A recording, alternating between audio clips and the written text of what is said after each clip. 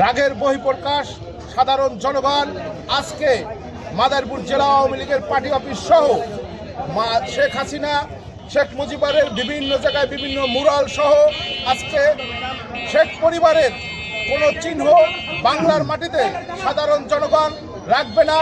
মাদারীপুরে আমার পাশে থেকে আমার ভাই শাহাদাত বরণ করেছে, রক্তে রঞ্জিত হয়েছে, এত বড় স্পর্ধা, তারপর আমরা কিছু বলিনি।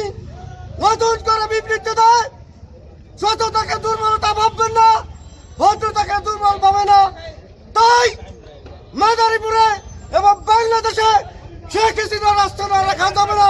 আওয়ামী লীগের এই স্বৈরাচারী শেখ হাসিনার এই মুরাল সহ যৌথ নেতৃত্বে ভাঙ্গা হয়েছে। আমরা চাই শেখ হাসিনার কোনো অস্তিত্ব এই বাংলাদেশে থাকবে না।